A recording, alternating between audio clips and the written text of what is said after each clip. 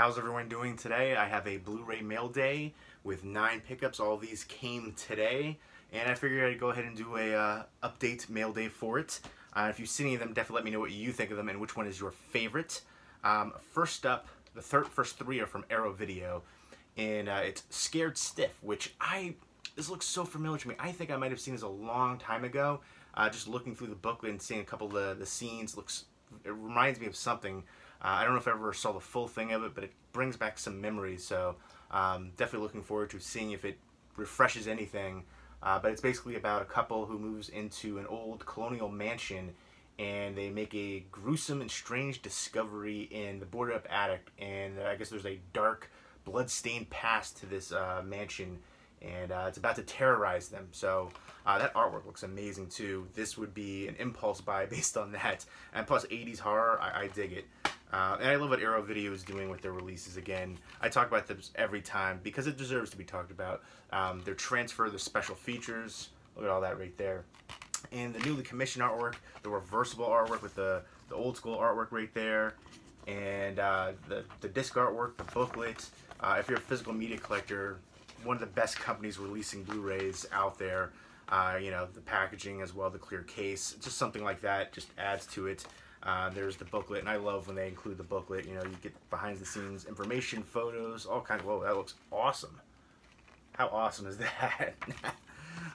So I dig it, and I can't wait to see what they release in the future. They started out as a UK-based company, and they finally started releasing here in the US, and I am so incredibly happy. I just want the licensing rights to line up where we can get a lot of the ones they have in the UK over here, because they have some amazing editions that we can't get over here because of licensing issues and stuff like that. But I'm definitely excited for Scared Stiff. And next up for the Arrow Academy line is Gas Food Lodging. This kind of reminded me of another movie, Dreamland. I haven't seen it yet, but just by the synopsis of it, it was like a trailer park, and I think this one's set in New Mexico, about a mother who's, I guess, the husband abandons them, and she has to raise the 2 daughters by herself. And she's a waitress, and the one daughter is promiscuous, and on the back it's kind of funny the way they worded it. Trudy finds that she has fallen pregnant. Like it's like some kind of illness, she's struck in with it. Pregnant after a string of promiscuous relationships. But yeah, then Fairuza Balk's character sounded intriguing too. Her sister Shade, what a name right there, whittles away her time watching old movie matinees. That sounds like a girl for me right there. And I like this artwork too, but the newly commissioned artwork is awesome too. I already reversed this one as soon as I got it. So it sounds like kind of a coming of age. And then, yeah, I guess the husband tries to come back into the picture. I like that artwork too. It's kind of very stylistic. But I don't know, that one just screams 90s to me. And this is from the 90s. They even, they say it's a 90s modern classic. So I'm excited to check this one out. I like the cast in here. I like the concept. I've seen a few ones with that whole kind of like trailer park theme. Like, again, Dreamland is one that stands out to me. I really enjoyed the heck out of that one. So here we go. Fairuza Balk, I'm a big fan of her. She's done a ton of stuff. Again, I like the booklets. I'm trying to see if there's any more. There's a lot of times they include like write-ups from people involved with the film or film critics too. And nothing on the back of that one. A lot of times they include a picture on the back. But yeah, she was in Return to Oz as a kid. Of course, American History X, The Craft. She's been in a ton of stuff. I definitely think she's a very talented actress. And again, I talk about this all the time for the Arrow Academy line. They have a lot of great releases. And I always thought that Suture, which is a regular Arrow Video release, should have been the first Arrow Academy release here. Great modern black and white film. I would definitely recommend checking that one out. La Haine is another great one. Criterion released La Haine, but just thinking of modern black and white ones. Polytechnic, which I don't think has a Blu-ray release in the US. I have a Canadian version of it. I got to double check on that one, but it'd be really cool to see a company like Arrow Video releasing Polytechnic, which is a really tragic school shooting movie, but a black and white one based on a true story, I guess, that happened in Canada. But a really moving film, and I love the way that it was shot, and the choice of the black and white too. That would have been great for like Arrow Academy line. Next up is The Iguana with the Tongue of Fire, with Ricardo Freda, and this is apparently an Irish giallo. I don't know how that works really. Drunken giallo, maybe a little bit. No disrespect to any Irish viewers, by the way. But it's set in Dublin, which I thought was kind of interesting. I don't think I've seen an Irish giallo before, and it's, I guess, another take on the animal in the title cash in, is what it says, after Argento's bird with the crystal plumage. There are a whole ton. I can't even remember all of them off the top. I think I'm pretty sure Arrow Video released another one too. But basically, the synopsis, this sounds crazy, and I was totally interested in it from there. It starts out with acid-throwing, razor-wielding maniac brutally slaying a woman in her home. And the victim's mangled corpse is discovered in a limousine by the Swiss ambassador. And apparently he claims diplomatic immunity, and a tough ex-cop is brought in to find the killer. And I guess there's more killings. So I'm definitely intrigued on this one. The Irish aspect of it. And this, by the way, the Crimson Peak release from them looked amazing. I don't have that one, but I definitely want to get that one. But yeah, I like the... Oh wow, this is a thick booklet. So a lot of interesting... Oh wow, that's great. That's the acid scene probably. Look at those effects right there. What is that, like some kind of like gauze or I don't know, like paper mache on there? I dig it though. Sometimes cheesy effects really work. And there's the old school artwork. But I'm definitely excited to check this one out too. Again, I haven't seen an Irish giallo. And there are some good Irish horror movies. Like one of my favorite ones is a really cheesy one, Rawhead Rex. So that was great to see that finally get a Blu-ray release a couple of years ago now. But The Iguana in the Tongue of Fire. I even love that title. Next up are, I think these are all from MVD Visual.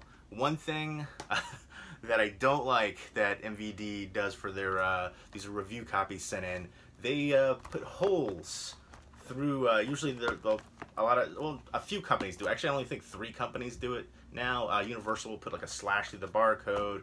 I don't think Shout Factory does it anymore, but they used to do like a puncture hole through there, like just a like an actual puncture hole, not like a drilled hole through there, like a hole punch. And then Kino used to do a slash through it too, but I don't think they do it anymore either. But yeah, so instead of like drilling through they missed the barcode completely on this one, but they'll drill through the barcode right there, but they drill completely through to the front of the case, which I think is terrible. Obviously, like if we're requesting a Blu-ray, like one like this, we are a physical media collector, so it's kind of, you want to show off the artwork and stuff. And actually, everybody who gets Arrow Video releases for review, you're welcome. You owe me a debt of gratitude, essentially, because they used to drill these holes, like they do right here, on Arrow Video releases as well, and I kind of complained about it, and I said, one of the big selling points for Arrow Video releases are the newly commissioned artwork, the reversible artwork, the packaging is key, and as reviewers, we can't properly review and show it in its deserved form with the puncture holes through the front artwork, through the back artwork, because that doesn't only affect the front, it affects the reversible artwork as well, so you can't come away with any kind of clean cover. And again, packaging is key for physical media collectors, and especially for Arrow Video, one of the best companies out there, were releasing Blu-rays. And they're like, okay, we won't do it anymore. And then they did it again, and so I contacted like the Arrow UK, like the real base of it, and then we had like a 3-way email conversation. And then after that, it's been clear sailing, so no holes through the Arrow Video releases, which I think is amazing, and I wish they wouldn't do holes through these as well. But you're welcome, reviewers who get Arrow Video releases.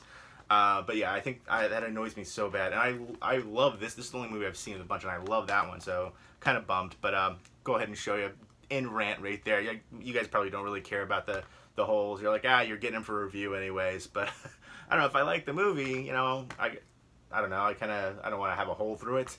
But anyways, The Greasy Strangler, which I have not seen, but I've heard a lot of positive reviews for. I heard it's super crazy, and then I got a warning from my friend Movie Chatter. She's like, watch out, there's a lot of old man balls in there. I was like, oh, alright then.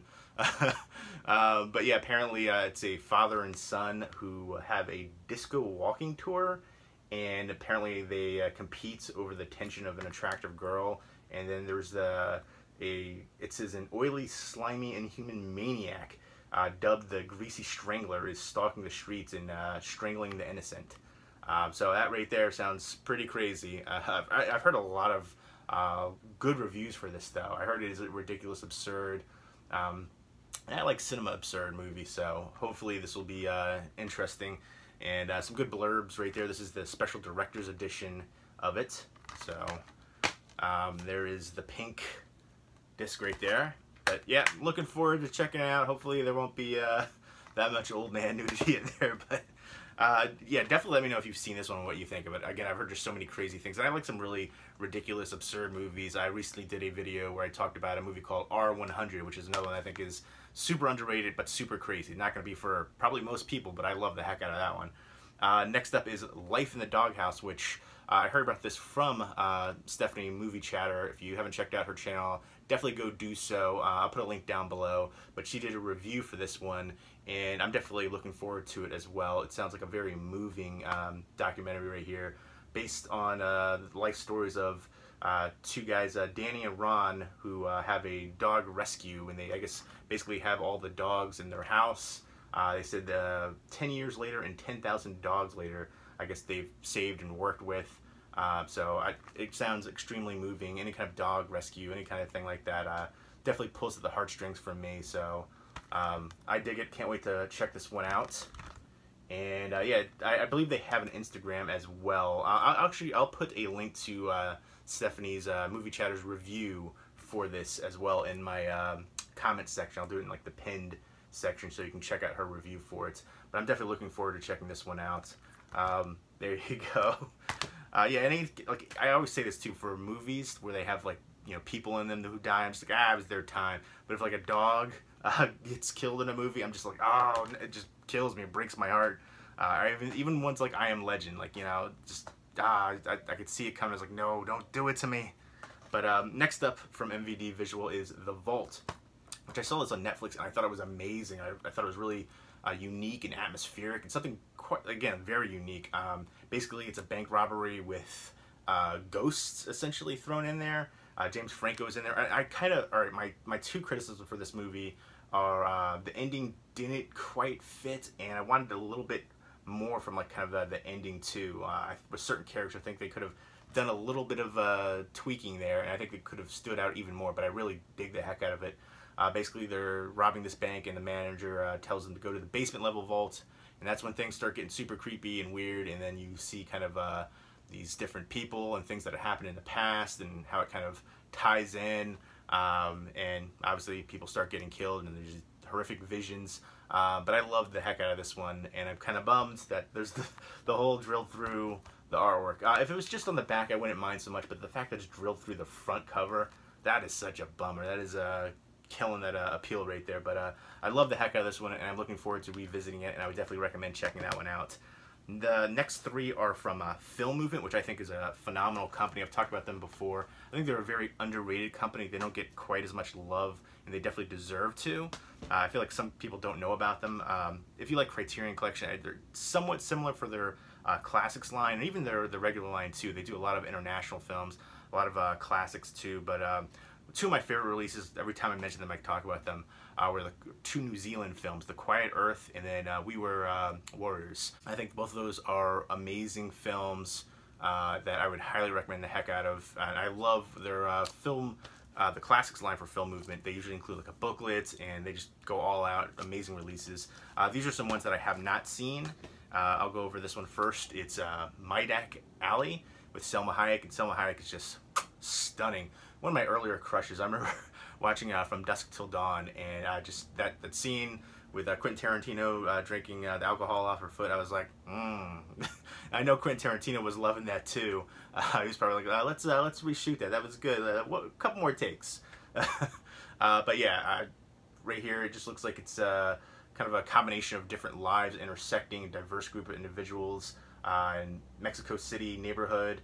And it's a novel adapted from a novel by Nobel Prize laureate Naguib Mahfouz. I'm probably butchering that. I'm so sorry. You're not watching this, I know. But so basically, different people interact, and there's a local cantina owner who is a family man who gives in to his latent homosexual desires.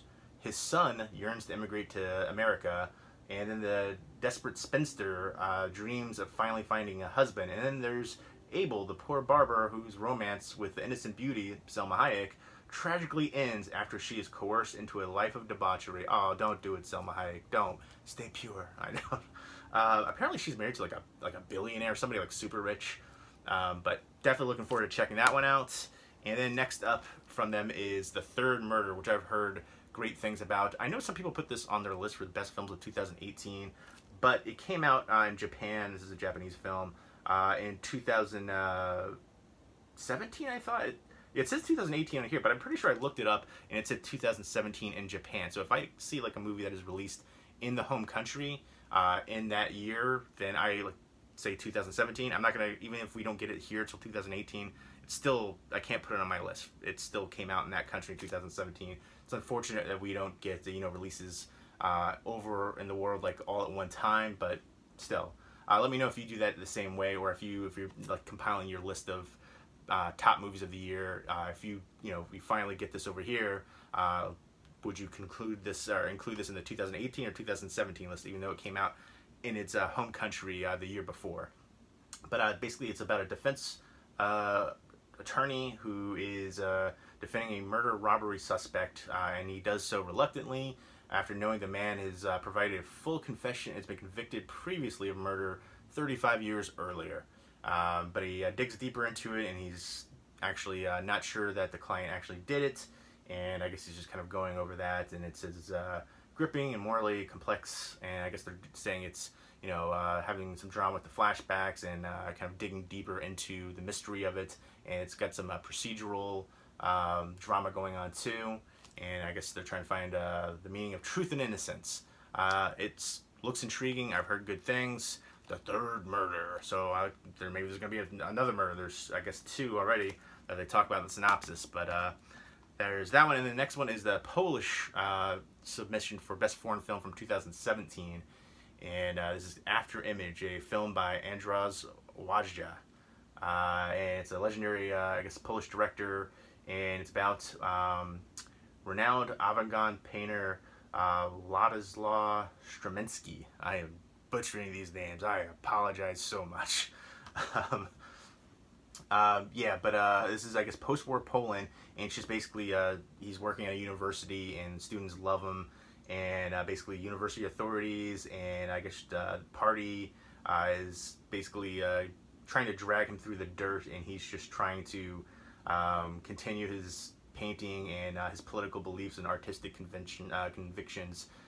So I guess it's a lot of political drama going on here, and hopefully they'll showcase some of the artwork. I always enjoy seeing that as well. And yeah, I've heard good things about this one too. This isn't part of their classics line, but a lot of times they'll include the booklets, they'll include interior shots, any kind of interior artwork I appreciate, and sometimes a write-up as well. So I definitely dig Film Movement as a company, and if you're not familiar with them, I would definitely check them out. I think I said We Were Warriors, but it's Once Were Warriors, I believe was the title of that New Zealand one, and The Quiet Earth right there. Yeah, there it is right there, Once Were Warriors. But yeah, they have Pele the Conqueror, a whole bunch of really good films on the classics line, which I absolutely love. Pillow Book, a ton of great films, so definitely check them out. And again, a lot of their ones, for the ones that aren't the classic line, they'll include like a lot of good bonus features, including like short films. This one right here is a 95-minute documentary about, I guess, the director, and this being his final work, and he passed away, so this was, I guess, shortly before his passing.